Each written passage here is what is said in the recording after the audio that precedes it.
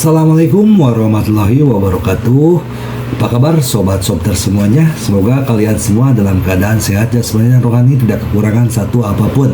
Amin ya robbal alamin. Oke, kami akan lanjutkan ceritanya. Tapi seperti biasa jangan lupa untuk tekan tombol like dan berkomentar juga. Oke, lanjutkan saja ceritanya. Bab 551-555. Kiao Laosan pada awalnya tidak memahami hal-hal ini, tetapi untungnya temannya lebih tahu. Jadi dia menarik Kiao Laosan dan berkata dia tidak bisa menandatangani. Ada masalah di sini, mengapa Anda tidak bisa menandatangani secara online untuk rumah biasa? Biasanya, ketika Anda membayar uang muka, Anda dapat menandatangani secara online. Jika Anda tidak dapat menandatangani secara online, ada yang salah dengan rumah itu. Nama konsultan real estate adalah Susilin, tampak seperti tikus. Dia berkata, tidak masalah, jangan khawatir, paman ketiga, apakah saya masih bisa berbohong kepada Anda? Dia berbicara seperti itu, ingin menyebut putra ketiga Yo sebagai ayahnya. Kiao Laosan adalah orang pedesaan dan relatif sederhana, jadi dia tidak ragu. Dia awalnya ingin menandatangani kontrak, tetapi dihentikan oleh teman-temannya. Jika Anda benar-benar ingin membelinya, Anda dapat menunggu sampai Anda dapat menandatangani secara online, dan kemudian Anda dapat menandatangani kontrak. Melihat bahwa Susilin bertemu dengan orang yang berpengetahuan, dia telah tidak ada pilihan selain mengundurkan diri. Apa yang harus dikatakan, bagaimanapun, itu karena mereka tidak dapat mendaftar secara online karena mereka memiliki masalah. Jadi kedua belah pihak sepakat bahwa mereka akan menunggu sampai mereka bisa menandatangani secara online. Pada saat itu, Susilin ingin Kiao Laosan membayar tambahan 20.000 deposit, tetapi juga ditolak oleh teman yang berpengetahuan itu. Alhasil, setelah menunggu hampir 20 hari, Susilin memberitahu Kiao Laosan bahwa dia bisa datang dan menandatangani kontrak. Keesokan harinya, ketika Kiao Laosan pergi ke sana, dia tiba-tiba menemukan sekelompok orang memegang spanduk di ruang terbuka kantor penjualan. Spanduk itu berbunyi, propaganda palsu Giant Power City. Tidak ada sekolah yang dijanjikan, tidak ada bisnis yang dibangun, Giant Power City. Kembalikan uang hasil jerih payah saya. Kiao Laosan tercengang saat melihat ini, dia bergegas dan bertanya apa yang sedang terjadi. Ternyata Kiao Laosan tidak mengetahui bahwa ada banyak masalah di balik kota energi raksasa ini. Distrik sekolah terbaik di kota dijanjikan di awal, bahkan biro pendidikan sama sekali tidak mengetahuinya. Itu semua pemikiran mereka sendiri.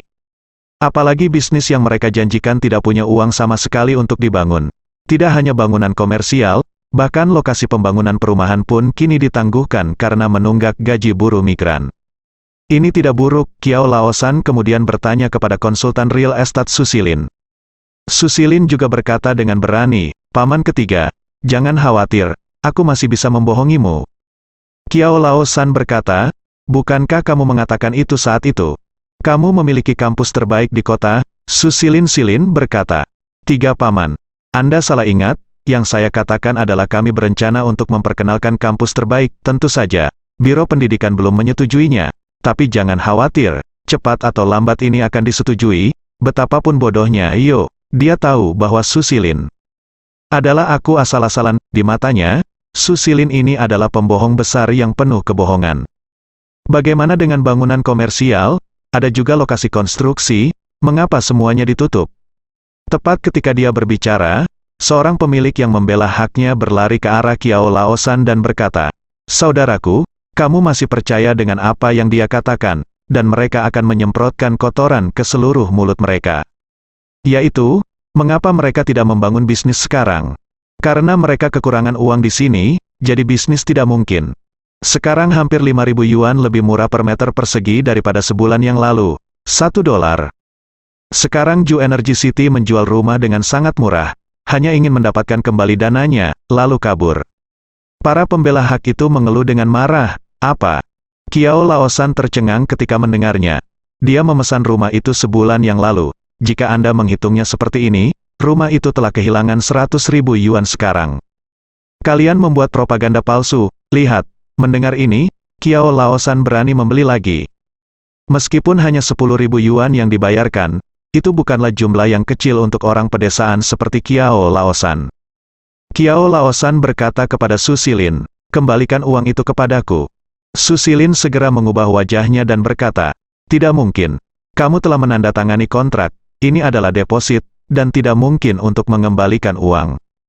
Tahu apa yang harus dikatakan? Tidak, saya harus mengembalikannya kepada saya. Kefasihan Susilin sangat fasih. Dia berpura-pura berbicara tentang orang mati, dan membalikkan Qiao Laosan. Qiao Laosan tidak punya pilihan selain bergabung dengan tim perlindungan hak tersebut. Para pembela hak itu memegang spanduk, dan orang-orang yang mengikuti untuk melihat rumah tersebut mundur setelah melihat spanduk tersebut, yang sangat mempengaruhi penjualan Ju Energy City.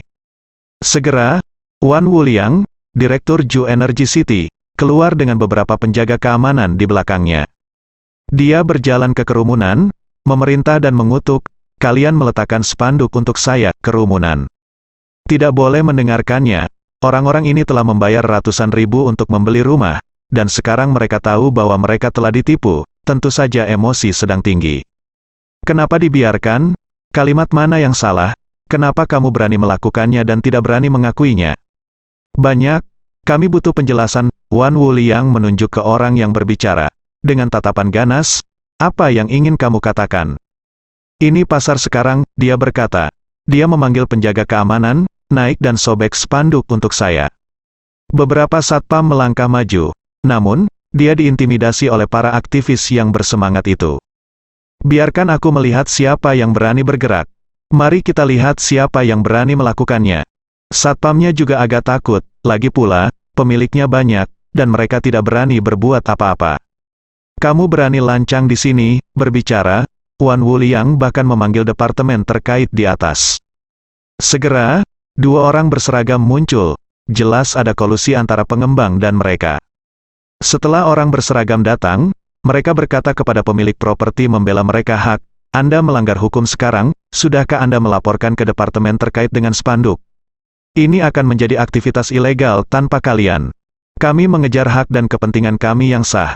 Sekarang kami telah ditipu oleh seseorang. Mengapa Anda tidak mengabaikannya? Apakah Anda harus mengendalikan kami? Mengapa tidak menjadi tuan bagi rakyat? Tanggung jawab kami adalah untuk mengontrol perilaku ilegal Anda, dan bisnis pengembangnya bukan tanggung jawab kami." Kata pria berseragam itu, "Apa yang kamu bicarakan di sini, ambil." Kata Wan Wuliang, beberapa pejabat datang, dan Wan Wuliang berbicara lebih keras. Karena menarik spanduk sangat mempengaruhi bisnis mereka. Dia berkata kepada keamanan, "Berikan padaku, harus ambil untukku hari ini." Melihat ada orang berseragam yang mendukung mereka, satpam ini segera menjadi lebih berani dan bergegas maju untuk menjarah mereka. Untuk beberapa saat, kedua belah pihak bentrok, dan kepala Qiao Laosan dipatahkan oleh salah satu satpam. Dia adalah masih hidup berbaring di rumah. Ye Chong merasa sangat marah ketika Zhou Yutong selesai membicarakan hal-hal ini. "Aku akan membicarakannya ketika aku kembali." Setelah itu, Ye Chong mengemudikan helikopter kembali ke desa Xiaoye. Selama ketidakhadirannya, desa Xiaoye telah mengalami banyak perubahan. Tanah masih kosong ketika dia pergi. Sekarang tunas telah bertunas di seluruh pegunungan dan dataran, dan proyek renovasi seluruh desa Xiaoye pada dasarnya telah selesai sesuai dengan rencana Ye Chong. Sekarang tampaknya sebagian besar desa adalah villa. Prototipe dojo Istana Naga telah selesai. Harus dikatakan bahwa kecepatan Wang Bing masih sangat cepat. Di sisi lain, mata air panas di gunung belakang desa Xiaoye sekarang benar-benar terbakar, dan telah diubah menjadi villa mata air panas dan tujuan wisata. Zhou Yutong pernah memberitahu Ye Chong bahwa langkah selanjutnya adalah bersiap untuk membuka rumah pertanian.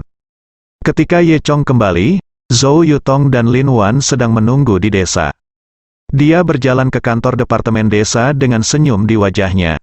"Oh, Yutong, lama tidak bertemu, kamu menjadi lebih cantik. Lagi, Lin Wan, istri besar, kamu menjadi lebih cantik daripada Yutong." Lin Wan tersipu, menundukkan kepalanya, dan berkata sambil tersenyum, "Kamu satu-satunya yang bisa bicara." Zhou Yutong berhenti. "Apa? Kamu bilang Lin Wan lebih cantik dari Yutong? Aku masih cantik." "Aku tidak." Dia naik untuk mencubit Ye Chong sambil berbicara. Mereka bertiga sudah lama tidak bertemu, dan mereka mulai berkelahi begitu bertemu, dan terdengar suara tawa dari desa. Kemudian mereka bertiga turun ke bisnis. Pekerjaan Ye Chong di Luzu belum berakhir. Dia kembali khusus untuk masalah anak ketiga Qiao. Setelah itu, Dia, Zhou Yutong dan Lin Wan pergi ke keluarga ketiga Qiao.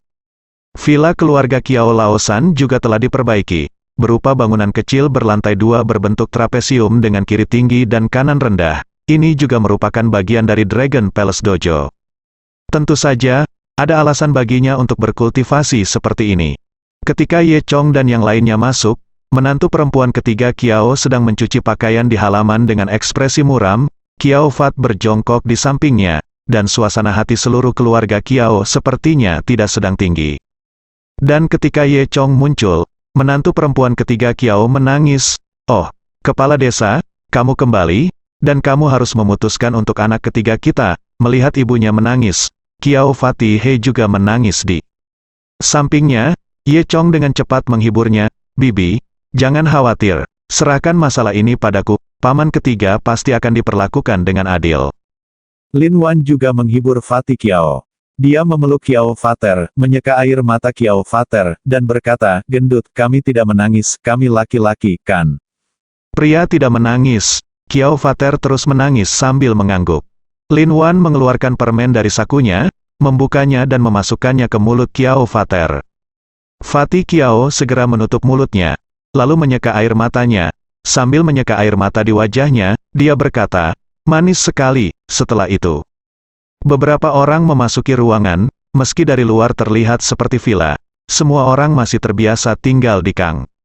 Di atas kang yang dipanaskan di dalam rumah, Qiao Laosan sedang berbaring di tepi kang, ditutupi dengan selimut lusuh merah, dengan banyak perban diikat di dahinya, yang dibuat oleh Lin Wan, dan dia terlihat sedikit lemah. Wanita tua Qiao sudah sangat tua, duduk di sebelah saudara laki-laki ketiga Qiao, mata tuanya yang keruh penuh dengan air mata, dan sepasang tangan kering dengan lembut membelai lengan saudara laki-laki ketiga Qiao. Melihat adegan ini, Ye Chong menjadi semakin marah. Sialan pengembang yang tidak bermoral, sungguh merugikan. Anjing tua ini bernama Susilin, mari kita lihat bagaimana saya menghadapinya. Ye Chong mengutuk dalam hati, mata wanita tua Qiao tidak bagus. Dia mendengar suara dan bertanya dengan mata menyipit, "Siapa di sini, Ye?" Chong berkata, "Nenek Qiao, ini aku, Ye Chong. Apakah kamu sudah mati selama beberapa tahun? Mengapa kamu di sini? Apakah kamu ingin membawa anakku pergi?" "Itu tidak apa-apa," kata wanita tua Qiao. Ye Chong tersenyum kecut, wanita tua itu membawanya untuk seorang lelaki tua di desa lagi. Saat ini, Qiao Laosan juga terbangun. Dia memandang Ye Chong dengan sedikit bersemangat, dan berkata, Kepala desa, kamu di sini, kamu harus membuat keputusan untukku." Ye Chong mengangguk dan berkata, "Paman San, jangan khawatir, aku akan mengurusnya. Urusan Anda, saya tahu sebagian besar dari mereka. Jangan khawatir, saya akan membantu Anda mendapatkan keadilan untuk masalah ini." Qiao Laosan menghela nafas, lalu meraih tangan Ye Chong dan berkata, "Kepala desa, dengan Anda di sini, saya bisa yakinlah." "Yah, aku akan menyerahkan sisanya padaku," kata Ye Chong. Setelah itu, dia bertanya kepada Qiao Laosan tentang alamat kota energi raksasa, dan bersiap untuk pergi ke kota energi raksasa. Zhou Yutong berkata bahwa dia akan pergi juga, baik bagi Ye Chong untuk memikirkannya. Setelah itu, keduanya melaju ke Land Rover dan menuju distrik baru Beijiang. Distrik baru Beijiang adalah daerah yang baru dikembangkan. Baru-baru ini telah berhasil menarik investasi, telah memperkenalkan beberapa pengembang real estate komersial skala besar, dan Giant Power City adalah salah satunya. Fasad Giant Energy City sangat megah. Ada air mancur kecil di pintu gerbang, dan sistem air di dalamnya dibangun dengan baik. Siapa sangka di balik fasad yang begitu megah, ada sisi yang begitu jelek. Ketika Ye Chong dan Zhou Yutong tiba, mereka menemukan sekelompok orang masih mempertahankan hak mereka di alun-alun di pintu masuk. Ada sekitar 30 atau 40 orang, kebanyakan adalah lelaki tua dan perempuan tua yang mudah ditipu. Cuaca hari ini tidak terlalu bagus, di bawah angin dingin, orang-orang ini tetap tidak pergi sambil memegang spanduk. Bunyinya, pengembang yang tidak bermoral Ju Energy City, kampus yang dijanjikan tidak ada, bisnis tidak dibangun, harga rumah jatuh, dan saya akan membayar kembali uang hasil jerih payah saya. Wan Wuliang masih menghadapi orang-orang ini. Wan Wuliang menjulurkan pinggangnya, terlihat seperti orang nomor 1 di dunia. "Apa yang kamu lakukan, membuat masalah di sini?" Izinkan saya memberitahu Anda, meskipun Anda naik ke atas, kami tidak takut ada orang di atas kita. Seorang pemilik berkata, ini semua uang hasil jerih payah kami. Anda mengatakan berapa lama kami orang biasa bisa menabung beberapa ratus ribu. Anda tiba-tiba ditipu, apakah kamu tidak curang? Wan Wuliang memarahi, kamu selingkuh dari adikmu. Apa yang kamu selingkuh darimu? Mengapa tidak membangun rumah untuk Anda? Anda hanya harus menunggu. Tapi bagaimana dengan sekolah yang kamu janjikan? Bagaimana dengan bisnis yang dijanjikan? Tak satu pun dari ini. Apakah rumah itu masih bernilai uang? Rumah yang kita beli lebih dari 1 juta sekarang bahkan tidak bernilai 500 ribu. Kepada siapa kita pergi untuk mendapatkan 500 ribu yuan? Berapa banyak masa hidup yang dibutuhkan untuk mendapatkan 500 ribu? Pemiliknya menjadi semakin bersemangat saat berbicara, dan akhirnya menangis. Wan Wuliang mencibir dan berkata, siapa yang kamu salahkan? Kalian mau beli sendiri, tapi sekarang mau check out. Menurutmu kita ini apa? Anda salah mengiklankan dan kami dapat memeriksanya. Seseorang berkata, siapa bilang propaganda palsu? Kami sudah menjelaskan dengan sangat jelas bahwa kami berencana membangun sekolah di sini. Meskipun Biro Pendidikan belum menyetujuinya, itu hanya masalah waktu. Siapa yang harus Anda salahkan karena tidak mendengar dengan jelas? Tak tahu malu, mereka menggunakan kata-kata ini untuk menipu para pembeli ini. Zhou Yutong berbisik kepada Ye Chong. Ye Chong mengangguk. Ini adalah rutinitas klasik pengembang, dan mereka benar-benar tidak tahu malu. Seseorang berkata, kamu di sini untuk membuat kue besar bersama kami, dan sekarang rumahmu dijual begitu banyak, itu murah. Apa yang akan kamu lakukan ketika kamu melarikan diri? Wan Wuliang berkata, bagaimana kita bisa lari?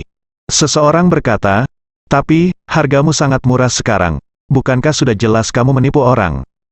Kami membeli rumah seharga 1 juta, tetapi kami tidak tinggal di dalamnya. Sekarang dibelah 2. Wan Wuliang berkata, saya mengatakannya beberapa kali. Baru setelah itu Anda bisa mengerti. Jangan bicara omong kosong dengan saya tentang harga. Ini disebut harga bergerak sesuai pasar. Apakah Anda mengerti? Pasar perumahan secara keseluruhan sekarang menurunkan harga, dan itu bukan keluarga kami. Apa yang bisa kami lakukan, jika Anda menurunkan harga dalam kisaran normal tidak? Apa-apa, bagaimana bisa tiba-tiba turun 500 ribu? Apapun, hanya bertindak seperti aku tidak takut apapun. Aku tidak terlalu peduli, lihat saja aku, seseorang berkata dengan bersemangat. Wan Wuliang berkata, tidak mungkin untuk memeriksanya. Tidak peduli berapa banyak masalah yang Anda lanjutkan. Itu tidak mungkin. Juga, Anda memengaruhi kami untuk membeli rumah. Jangan salahkan kami karena pergi, masalah Anda yang kami tinggalkan, Wan Wuliang. Kata-kata Liang adalah ancaman Chi Guoguo. Ya Tuhan, pengembang akan melarikan diri, dan akhirnya mengatakan yang sebenarnya, jika kita tidak membuat masalah, kita akan kehilangan 1 sen pun. Beberapa orang sangat ketakutan hingga menangis. Wan Wuliang berkata, sebaiknya tinggalkan aku sekarang, jangan membuat masalah di sini. Ada beberapa satpam yang berdiri di belakangnya, dan kali ini semua satpam terlihat ganas. Zhou Yutong menunjuk ke seorang pria jangkung bermata nakal di belakang Wan Wuliang dan berkata, itu konsultan real estate ketiga Yo, itu Susilin. Melihat wajah jelek orang-orang ini, Ye Chong tidak bisa menahan amarah. Pembeli rumah ini adalah orang biasa. Mereka membeli rumah ini dengan tabungan hidup dan uang hasil jerih payah. Sekarang ada masalah besar, mereka tentu saja tidak setuju. Pedagang yang tidak bermoral ini menipu uang rakyat jelata, dan mereka terlihat seperti menipu orang lebih dari hidup mereka. Brengsek, aku akan membersihkanmu hari ini, kata Ye Chong. Dan kemudian dia langsung menuju ke Susilin, menunjuk ke hidungnya dan bertanya, apakah kamu Susilin? Wan Wuliang menatap Ye Chong, apa yang kamu lakukan? Katakan sesuatu padaku. Wan Wuliang berkata, saya direktur di sini, beritahu saya ada apa? Apakah Anda seorang repeater? Saya di sini untuk menemukan anjing tua ini Susilin. Apakah itu ada hubungannya denganmu? Susilin berkata, siapa kamu? Dan aku tidak mengenalmu. Kamu tidak akan melupakannya, kata Ye Chong, itu salahnya sendiri. Siapa yang menyuruhnya membuat masalah di sini? Susilin berkata, kami semua menandatangani kontrak, dan dia datang untuk meminta uang. Bagaimana mungkin? Tidak tahu apa yang terjadi. San memang mempercayakan Anda untuk menandatangani kontrak untuknya. Tetapi sebelum dia mempercayakan Anda, dia meminta Anda untuk mengirimkan kontraknya terlebih dahulu. dan Anda hanya mengiriminya formulir kontrol penjualan, bukan? Susilin tidak mengatakan apa-apa. Lalu ketika tiba waktunya untuk menandatangani lagi, kamu tidak hanya menandatangani formulir kontrol penjualan untuknya, tetapi juga menandatangani perjanjian berlangganan untuknya tanpa izin, bukan? Ye Chong terus bertanya. Omong kosong, saya juga mengiriminya perjanjian berlangganan. Benar? Apakah kamu harus memotongnya dulu dan kemudian memainkannya? Kata Ye Chong. Su Silin mengklik WeChat, lihat sendiri apa yang tertulis di dalamnya. Dia setuju dengan saya untuk menjalani semua prosedur tindak lanjut. Ini adalah kalimat yang dia minta untuk disalin dan dikirim oleh Kiao Laosan kepadanya sebelumnya. Menyebutkan ini, Ye Chong menjadi semakin marah. Bukankah ini hanya menggertak Kiao Laosan yang tidak mengerti apa-apa, dan kemudian menggunakan kata-kata seperti itu untuk menggertak Kiao Laosan, orang yang jujur seperti dia. Bajingan ini benar-benar berhati hitam, menggunakan kata-kata ini untuk menipu orang lain benar-benar tidak tahu malu. Susilin berkata, di sini tertulis hitam putih, apakah saya melakukan kesalahan? Apakah saya melakukan sesuatu yang salah? Tak tahu malu. Zhou Yutong memarahi dengan marah, bagaimana mungkin ada orang yang tidak tahu malu di dunia ini? Kamu bahkan menipu petani yang begitu jujur, hati nuranimu benar-benar rusak. Itu benar. Untuk orang sepertimu, kamu pantas mati 10.000 kali. Semua orang mendukung Ye Chong satu demi satu. Su Silin tidak peduli sama sekali. Sekarang mereka terlihat seperti babi mati yang tidak takut air mendidih. Lagi pula, mereka telah menipu uangnya, jadi mereka tidak peduli apa yang mereka katakan. Su Silin berkata, jadi apa? Itu ditulis dalam warna hitam dan putih di sini, dan tidak dapat diubah setelah ditandatangani. Ye Chong mencibir, oke. Mari kita bicara tentang poin lain. Apakah Anda memiliki kualifikasi untuk menandatangani dan mengajukan secara online? Adalah ilegal bagi Anda untuk menjual rumah di muka. Kata yang tidak bermoral, Su Silin berkata. Selain itu, saya tidak mengatakannya saat itu, saya bilang saya tidak mengatakannya, itu karena harga kami lebih rendah dari harga rekor, jadi kami tidak bisa menandatangani secara online. Jika Anda tidak dapat menandatangani secara online, Anda tidak dapat menjualnya rumah, ini ilegal, ada apa? Apakah saya mengatakan sesuatu yang salah? Kata Zhou Yutong. Izinkan saya memberitahu Anda, karena Anda telah membayar deposit, uang itu tidak dapat dikembalikan. Jika Anda mampu, Anda dapat menuntut kami. Kata Su Silin, dengan temperamen yang baik, Ye Chong kesal dengan sikap Su Silin yang tidak tahu malu, dia berharap bisa naik dan menamparkan Su Silin. Wan Wuliang berkata, saya beritahu Anda lagi, uang itu tidak akan pernah dikembalikan. Jika Anda melalui prosedur hukum, maka Anda pergi. Jika Anda ingin menuntut kami tidak takut. Orang benar-benar memiliki sesuatu untuk diandalkan, dan mereka tidak takut untuk menuntut mereka ke departemen terkait. Ini sangat tidak masuk akal, Ye Chong terdiam. Bahkan jika dia menghadapi perselisihan yang merepotkan, bisa dibayangkan betapa tidak berdayanya orang biasa ketika menghadapi pengembang lagi.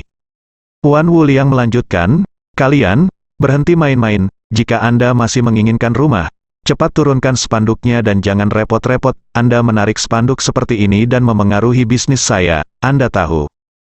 Mempengaruhimu, biarkan orang melihat wajah jelekmu dengan jelas.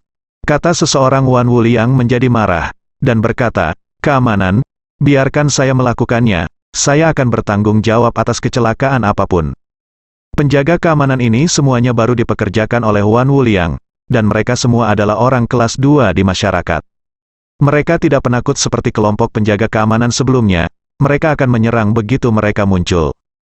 Penjaga keamanan memegang senjata dan mendekati para pembela hak. Melihat pemandangan ini, Ye Chong merasa sedikit kesal. Jika dia tidak bertindak, akan ada beberapa orang miskin lagi seperti Kiao Laosan. Zhou Yutong memperhatikan dari samping, dan berkata, apakah benar-benar tidak ada hukum raja? Apakah tidak ada hukum surga? Wan Wuliang berkata, rumput, katakan, di daerah ini, aku adalah hukum raja dan hukum surga. Apa yang kamu lawan denganku? Apa yang kamu pukul aku? Wan Wuliang memberi perintah, dan beberapa penjaga memukulinya dengan tongkat. Ye Chong mendengus dingin, dan meninju satpam terdekat. Habisi saja satpam itu, satpam menabrak beberapa orang di belakangnya, dan sekelompok satpam bubar. Semua orang tercengang. Wan Wuliang tidak menyangka bahwa Ye Chong masih seorang master. Dan pembela HAM lainnya terhibur ketika mereka melihat betapa kuatnya Ye Chong. Mereka termasuk kelompok yang kurang beruntung, dan mereka sudah sangat lemah jika ingin melawan para pengembang melalui cara yang sah. Bahkan jika mereka menggunakan kekuatan, mereka tetaplah pihak yang lemah.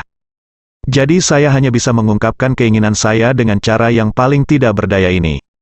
Tapi Wan Wuliang menemukan satpam ini dan ingin melakukan sesuatu pada mereka. Jika Ye Chong tidak muncul hari ini, orang-orang ini mungkin akan dipukuli lagi dan dikembalikan tanpa hasil. Sebenarnya, inilah yang seharusnya terjadi secara normal. Seseorang yang tiba-tiba muncul hari ini untuk menyelamatkan mereka dan mengalahkan pengembang yang tidak bermoral ini adalah sesuatu yang hanya terjadi di drama TV itu. Mereka bahkan tidak berani memikirkannya, dan mereka bahkan tidak berani menulis novel darah anjing seperti ini. Semua orang bertepuk tangan pada Ye Chong. Bagus, anak muda, Anda harus membuat keputusan untuk kami. Mereka semua berbohong kepada kami. Tepat, kata semua orang satu demi satu. Brengsek, kamu berani memukul seseorang. Wan Wuliang memarahi, dan dia berkata dengan kejam, kamu berani melakukannya. Kamu tidak akan berguna hari ini. Setelah berbicara, dia mengeluarkan ponselnya lagi dan memanggil pemimpin tingkat atasnya. Kamu tunggu, mari kita lihat bagaimana bos kita akan berurusan denganmu. Pada saat ini, Ye Chong tiba-tiba menemukan bahwa pada tanda besar di sebelahnya, ada beberapa karakter kecil yang ditulis di bawah Ju Energy City. Grup Qianke. Baru pada saat itulah Ye Chong tahu bahwa Juneng juga seorang pengembang di bawah grup Qianke. Tanpa diduga, ada orang-orang seperti itu di bawah bawahan Li Yongan, sungguh berantakan. Ye Chong langsung menelepon Li Yongan. Li Yongan, saya di kantor penjualan kota Juneng di Beijing. Apakah Anda ingin mengirim seseorang untuk melihat apa yang telah kalian lakukan? Nada suaranya tampak sedikit tidak senang, dan dia buru. Buru berkata, saya akan mengirim seseorang ke sana sekarang. Tuan Ye, jangan khawatir, biarkan kami menangani apapun. Ye Chong menutup telepon. Sebagai pemimpin kota energi raksasa, Wan Wuliang secara alami tahu siapa Li Yongan. Itu adalah bos grup Qianke. Dia mendengar bahwa Ye Chong benar-benar memanggil Li Yongan. Bagaimana mungkin? Kamu bajingan, pura-pura saja, dan lihat siapa yang akan datang. Wan Wuliang mencibir. Di atas Wan Wuliang adalah manajer regional dari seluruh wilayah. Manajer regional mendengar bahwa seseorang menyebabkan masalah di real estate-nya, dan bahkan memukuli mereka. Apakah boleh? Buru-buru mengumpulkan sekelompok orang, termasuk beberapa pejabat, dan pergi ke kantor penjualan Beijing bersama. Nama manajer regional adalah Wang Xiao, dan dia menerima telepon dari Li Yongan sebelum dia meninggalkan rumah. Hei, Tuan Li, mengapa Anda punya waktu untuk menelepon saya? Wang Xiao tampak sedikit malu ketika menerima telepon itu. Tapi nada Li Yongan sangat parah. Dia berkata, apakah saya punya waktu untuk meninggalkan Anda sendirian? Apakah Anda punya waktu untuk mengatur bawahan Anda dengan baik sekarang? Jika Anda tidak dapat mengatur dengan baik, ganti mereka dengan cepat. Wang Xiao tercengang, dengan tatapan bingung, tidak tahu apa yang terjadi. Dia bertanya, apa yang terjadi dengan Tuan Li? Li Yongan melanjutkan, sekarang Anda bergegas ke kantor penjualan kota Beijing Juneng untuk menemukan Tuan Ye Chong Ye dan melihat apakah dia membutuhkan bantuan. Jika dia memiliki permintaan, Anda akan segera memuaskan saya. Jika Anda sedikit lalai, lihat bagaimana aku akan berurusan denganmu ketika aku kembali. Li Yongan berkata, Wang Xiao terkejut. Dia samar-samar merasa ada hubungan antara kedua hal itu. Tuan Ye Chong Ye, secara alami, dia tidak tahu bahwa Ye Chong adalah penyelamat keluarga Li Yongan. Tetapi dia tidak berani melanggar kata-kata Li Yongan. Jadi dia segera membawa orang dan pergi ke Beijing. Segera, dia pergi ke Beijing. Saat ini, alun-alun kantor penjualan Ju Energy City. Wan Wuliang, Su Xilin, Ye Chong dan yang lainnya masih saling berhadapan.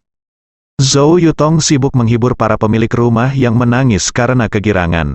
Mereka juga cukup menyedihkan, mereka membeli rumah seperti itu dengan tabungan hidup mereka, dan pada akhirnya mereka ditipu. Setelah itu, Wan Wuliang sangat gembira saat melihat konvoi Wang Xiao mendekat. Dia menunjuk Ye Chong dan mengutuk, kamu tunggu saja aku mati. Mengatakan itu, Wan Wuliang berlari ke depan iring-iringan mobil Wang Xiao. Kemudian, Wang Xiao membuka pintu mobil. Wan Wuliang tampak seperti pesek, sangat berbeda dari penampilannya di depan orang banyak barusan. Oh, Tuan Wang, Anda di sini, hebat. Saya sudah lama menunggu Anda. Wang Xiao melirik Wan Wuliang, dan bertanya, siapa Ye Chong?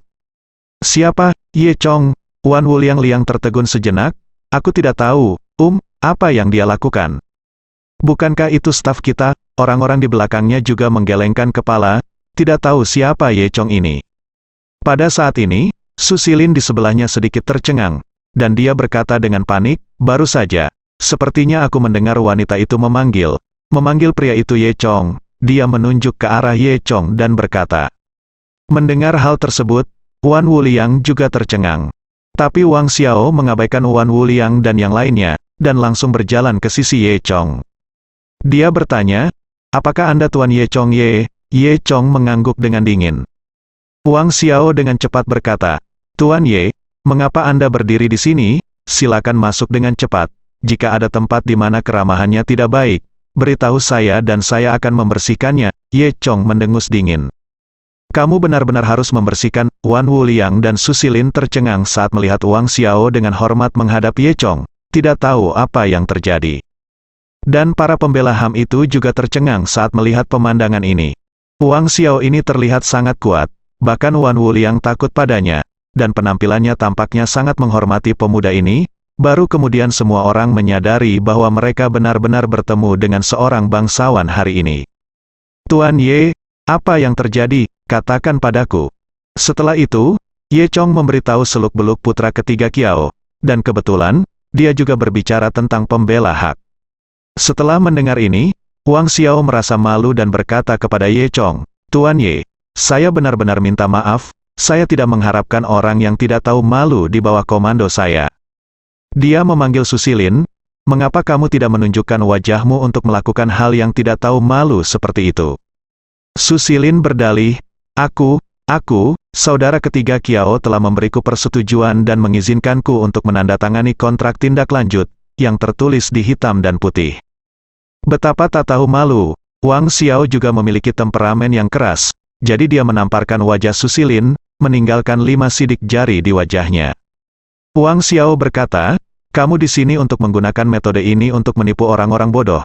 Apakah hati nuranimu baik-baik saja? Kamu dapat melakukan hal yang membunuh seluruh keluarga? Kamu benar-benar tidak tahu malu. Su Xilin menutupi wajahnya, dia ragu-ragu dan tidak tahu harus berkata apa. Izinkan saya bertanya lagi, mengapa Anda tidak mengirimkan tagihan kontrol penjualan dan perjanjian ke Kiao Laosan? Mengapa Anda hanya mengirim 1 salinan? Lalu ketika Anda menandatanganinya, Anda menandatangani 2 salinan tanpa izin. Wang Xiao terus bertanya. Ye Chong memperhatikan dari samping, dan bertanya dengan dingin. Katakan padaku, kamu cukup masuk akal sebelumnya. Bukankah kamu mengatakan bahwa kamu memiliki kekuatan penuh untuk menghadapinya? Apakah kamu menyesatkan? Wajah tua Su Xilin memerah. Dan berkata saya tidak bisa bicara. Juga, ketika rumah tidak dapat ditandatangani secara online, Anda mulai menjualnya. Apakah ini peraturan grup Qianke kita? Siapa yang membuat keputusan? Su Xilin berkata dengan cepat, Tuan Wang, saya tidak peduli tentang ini. Berani membuat keputusan sendiri. Ini keputusan Presiden Wan. Su Xilin takut dia akan disalahkan atas semua kesalahan, jadi dia cepat-cepat menggigit anjing itu. Wang Xiao menelepon Wan Wuliang lagi, rumah itu tidak bisa ditandatangani secara online dan Anda menjualnya. Ini keputusan Anda. Berkat fakta bahwa Anda telah menjual rumah itu selama bertahun-tahun, apakah Anda menggertak ketidaktahuan pelanggan? Jika pelanggan menuntut kami karena ini, apa yang Anda lakukan? Wan Wuliang berkata dengan tatapan sedih, Tuan Wang, apa yang Anda takutkan? Bagaimana jika Anda menuntut kami? Apakah kami takut dia akan gagal? Setelah selesai berbicara, Wang Xiao menamparkan wajah Wan Wuliang lagi. Tidak apa-apa bagi Wang Xiao untuk mengalahkan Su Xilin.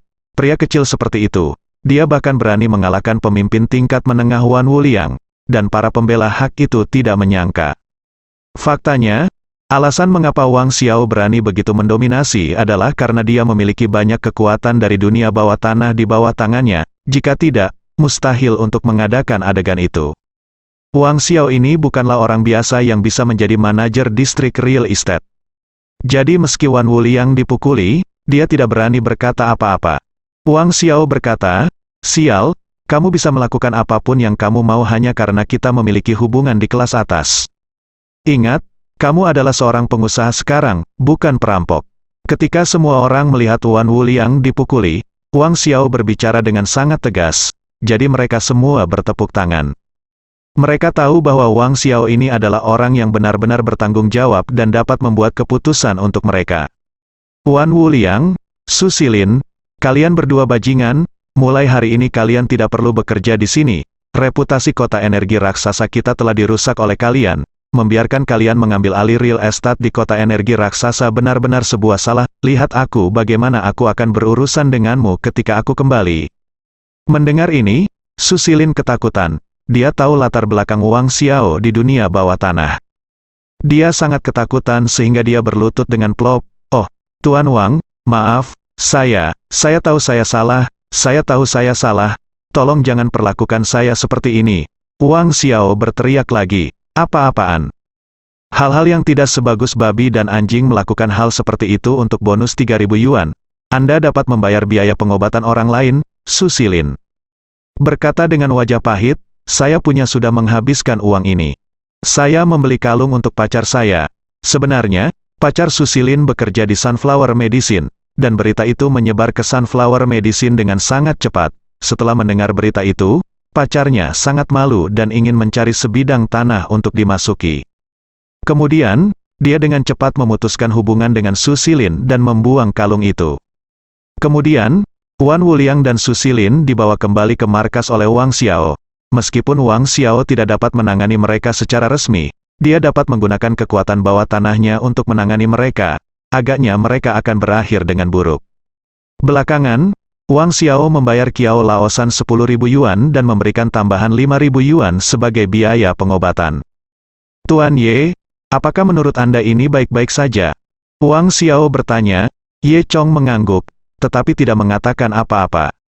Dia tahu bahwa jika dia sendiri tidak mengenal Liongan, Wang Xiao tidak akan pernah mengatakan apa yang dia katakan hari ini. Kemungkinan besar dia dan Wan Wuliang adalah sama. Adapun pembela hak lainnya, Wang Xiao mengatakan bahwa dia tidak dapat membantu, karena bagaimanapun juga, rumahnya telah dijual. Dia mengatakan bahwa seluruh real estate industri energi raksasa akan diambil alih oleh grup Qianke. Semuanya, jangan khawatir, kami berjanji untuk memberi Anda bisnis dan sekolah. Bahkan jika kami kehilangan uang, kami akan memberikannya kepada Anda. Tolong jangan khawatir tentang itu. Semua orang bertepuk tangan saat melihat apa yang dikatakan Wang Xiao. Mereka merasa bahwa gaya perilaku Wang Xiao benar-benar berbeda dari Wan Wuliang, dan mereka sangat lega dengan Wang Xiao. Kami percaya padamu, kata aktivis itu.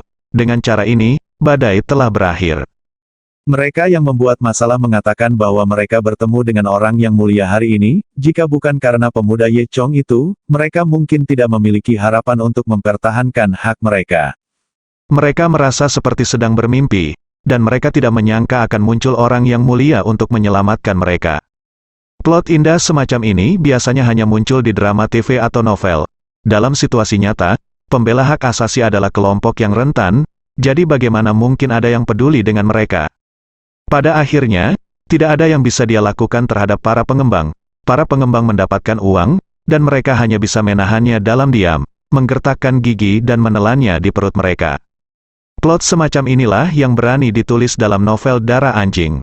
Setelah itu, Ye Chong dan Zhou Yutong kembali ke desa Xiaoye. Ye Chong mengembalikan uang itu ke Kiao Laosan, dan Kiao Laosan dengan bersemangat berkata kepada Ye Chong setelah melihat uang itu, "Kepala desa, kamu masih punya jalan." Ye Chong tersenyum dan berkata, "Bukan apa-apa, kamu harus memperhatikan saat membeli rumah di masa depan. Pengembang ini memiliki terlalu banyak rutinitas, kamu harus memperhatikan." Kiao Laosan mengangguk. Keluar dari rumah Kiao Laosan, Zhou Yutong dan Ye Chong berjalan di jalan desa. Sebenarnya, paman ketiga Kiao ingin membeli rumah karena merasa tidak ada sekolah yang bagus di desa ini. Kata Zhou Yutong, "Ya, kondisi desa saat ini telah membaik, tetapi pendidikan harus benar-benar ditingkatkan." Ye Chong berkata, "Lebih baik berbalik dan mari membangun sekolah di desa." Zhou Yutong berkata dengan penuh semangat, "Itu juga akan terlalu banyak. Baiklah, dengan cara ini, semua orang tidak perlu keluar untuk membeli rumah." Ide ini dengan cepat mengakar di benak Ye Chong, dan setelah Ye Chong menyelesaikan pekerjaannya di Luzhu, dia memutuskan untuk kembali dan memulai menjalankan urusan sekolah. Ye Chong menyempatkan diri untuk berjalan-jalan di sekitar desa pada sore hari. Ditemukan bahwa Dragon Palace Dojo telah menyelesaikan 4/5 proyek. Ye Chong sekarang telah mengumpulkan 4 gajah yang penting untuk pembangunan dojo Istana Naga. Dia hanya perlu menunggu penyelesaian proyek di desa sebelum dia dapat mulai membangun dojo Istana Naga. Oleh karena itu, dia mendesak Wang Bing untuk fokus pada proyek desa Xiaoye, dan mencoba membangun semua villa di desa Xiaoye dalam waktu setengah bulan. Wang Bing langsung setuju. Kemudian, setelah mengatur urusan desa Xiaoye, Ye Chong mengemudikan helikopter lagi dan kembali ke Luzhu. Begitu dia kembali ke Luzhu, dia menerima telepon lagi dari Tian Lei. "Tuan Ye, di mana Anda? Kakak dan adik Lincoln dan Alice mencari Anda di seluruh dunia." Ye Chong sebenarnya sudah lama mengharapkan momen ini, jadi dia dengan sengaja bertanya, "Oh, mengapa mereka mencari saya?" Tian Lei berkata sambil tersenyum, "Tuan Ye, Anda benar-benar tahu apa yang harus ditanyakan. Johnson meminum pil Anda. Setelah meminum pil, kesehatannya meningkat pesat. Sekarang Lincoln benar-benar percaya pada Anda, dia ingin meminta maaf kepada Anda." Luzhu, Pusat Penelitian Biologi Masa Depan, di lantai 2. Gedung penelitian, ada bangsal perawatan intensif di lantai ini, dan seorang pria parubaya dari Meiguo terbaring di bangsal. Pria berusia sekitar 60 tahun ini terhubung ke berbagai instrumen untuk memantau tanda-tanda vital. Baru-baru ini kemarin, instrumen tersebut tidak menunjukkan hasil yang menjanjikan. Tampaknya pria ini tidak akan hidup lebih dari beberapa hari. Tetapi hasil yang ditunjukkan oleh instrumen kehidupan hari ini semuanya normal. Sekelompok ahli medis berkumpul di luar ruang aseptik, mengagumi pria itu melalui jendela. Perubahan besar hanya dalam 1 hari, satu-satunya perbedaan antara kemarin dan hari ini adalah pasien meminum 2 pil. Luar biasa, saya tidak menyangka 2 pil bisa mencapai hasil seperti itu. Ini hanyalah obat ajaib untuk menghidupkan kembali orang mati. Semua orang berdiskusi, betul. Tidak heran Lu Zhou sering membicarakan Tian Yao Wang Zhen, sepertinya benar. Ternyata kedua pil itu dikirim oleh Tian Lei kemarin. Semua orang secara alami mengira pil itu dikembangkan oleh Tian Lei.